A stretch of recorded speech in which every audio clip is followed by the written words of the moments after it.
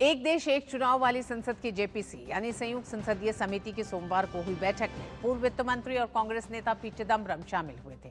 इस समिति ने देश के पूर्व गृह और वित्त मंत्री पी चिदम्बरम को बुलाया था। पी चिदम्बरम ने बैठक के बाद बिल को संघीय ढांचे और संसदीय लोकतंत्र के खिलाफ बताया। उन्होंने कहा कि एक देश एक चुनाव बिल पास होने के बावजूद 2029 में लोकसभा और विधानसभा चुनाव साथ कराना संभव नहीं होगा। साथ ही उन्होंने कहा कि कांग्रेस और विपक्षी दल इसके खिलाफ देशव्यापी अभियान चलाएंगे। कांग्रेस नेता पी चिदम्बरम के जमीर वाले बयान पर केंद्रीय मंत्री शिवराज सिंह चौहान ने हमला बोला है और उन्होंने कहा कि कांग्रेस के शासनकाल में ही 1951, 1952 से 1967 तक लोकसभा और विधानसभा के चुनाव एक साथ हुआ करते थे। तब यह व्यवस्था लोकतंत्र के अनुकूल थी। आज अचानक असंवैधानिक कैसे हो गई? साथ ही शिवराज सिंह चौहान ने कहा कि एक राष्ट्र एक चुनाव होने से देश और राजनीतिक दलों का चुनावी खर्च बचेगा। कांग्रेस का जमीर एक तरफ है और हमारे लिए राष्ट्रहित सर्वोपरि है।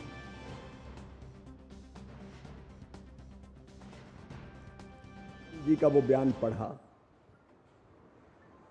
कि एक राष्ट्र एक चुनाव असंवैधानिक है और इसको लागू करने का कांग्रेस का जमीर इजाजत नहीं देता। आप किस जमीर की बात कर रहे हैं? एक राष्ट्र एक चुनाव 1952 में होता रहा, लोकसभा विधानसभा के चुनाव 57 में चुनाव साथ हुए, 62 में चुनाव साथ हुए, 67 में चुनाव साथ हुए। बाद में असंवैधानिक तरीकों से कांग्रेस ने निर्वाचित विरोधी सरकारों को गिराने का षड्यंत्र किया।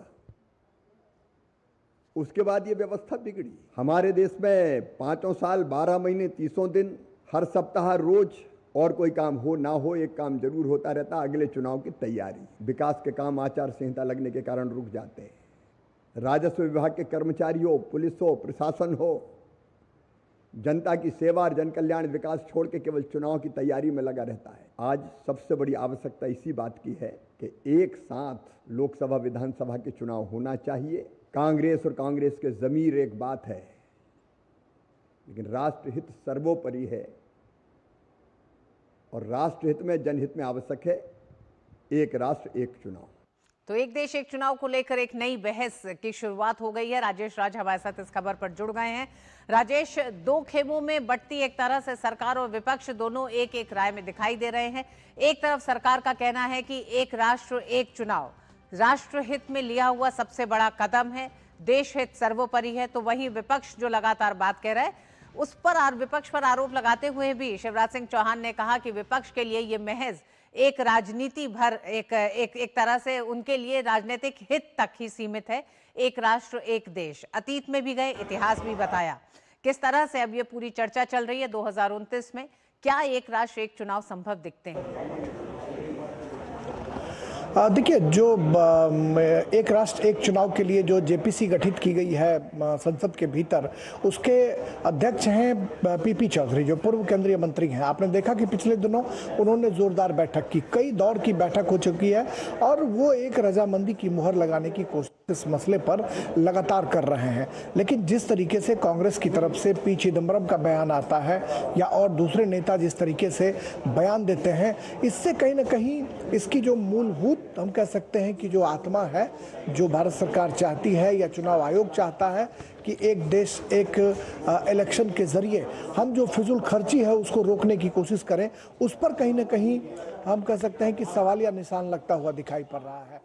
जी, लगातार पीपी चौधरी जेपीसी के चेयरमैन हैं, लगातार वो बैठकों का दौर कर कहीं ना कहीं मामले को निष्पादित करने की कोशिश कर रहे हैं। और आपने देखा कि कोई ऐसा साल नहीं होता है ऋतु जब किसी न किसी विधानसभा का चुनाव न होता हो, किसी न किसी राज्य का चुनाव उस वर्ष जो है वो आयोजित किया जाता है।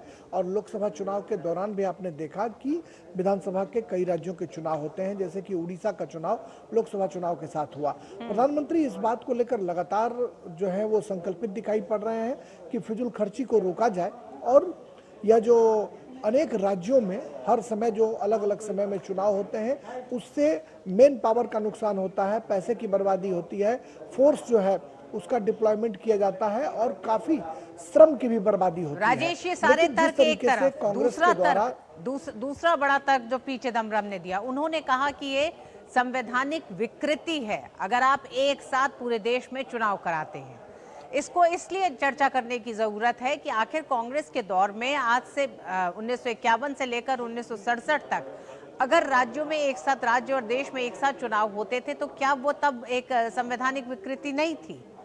तो इसको क्यों इस तरह से चिदम्बरम ने कहा? और साथ ही शिवराज सिंह चौहान ने बहुत साफ कहा कि सरकारों के, चुनी हुई विपक्ष की सरकारों को गिराकर कांग्रेस ने एक देश एक चुनाव की प्रक्रिया को खत्म किया था।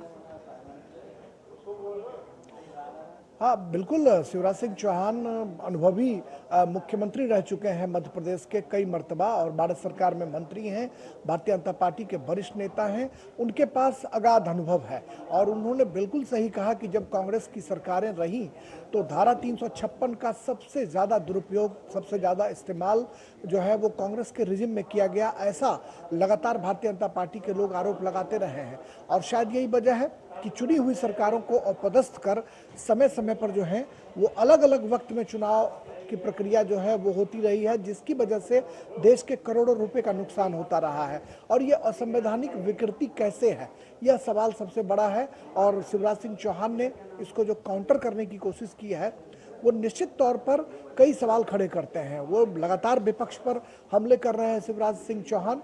और अगर हम एक साथ तमाम राज्यों के चुनाव कराते हैं तो उसमें पैसे की बर्बादी जो है वो रुकेगी, और आखिर संवैधानिक विकृति उसको कैसे कहा जा सकता है, यह सवाल सबसे बड़ा है कि संवैधानिक विकृति वो कैसे हो सकती है, यह पी चिदम्बरम को सोचना होगा। मुझे लगता है ऋतु कि विपक्ष जो है सत्ता पक्ष का बेवजह विरोध करने की वजह से, कि बेवजह इस मुद्दे को कहीं ना कहीं एक बड़ा मुद्दा बनाने की कोशिश की जाए। बिल्कुल राजेश, 2029 में एक साथ चुनाव होगा कि नहीं ये जेपीसी तय करेगी, लेकिन जेपीसी की ये तय करने से पहले एक राष्ट्र एक चुनाव को लेकर इस समय सत्ता पक्ष और विपक्ष के बीच जो बहस छिड़ी है उसमें यह जरूर साफ आ रहा है कि एक ऐसा सिद्धांत जिसे लेकर देश में एक साथ चुनाव हुआ करते थे, ये कोई नया सिद्धांत नहीं है भारत के लिए। लेकिन आखिर क्या वजह है कि इस अब विपक्ष जब सत्ता में नहीं है तो इसका विरोध कर रहा है? बहुत बहुत धन्यवाद पूरी जानकारी के लिए इस पर।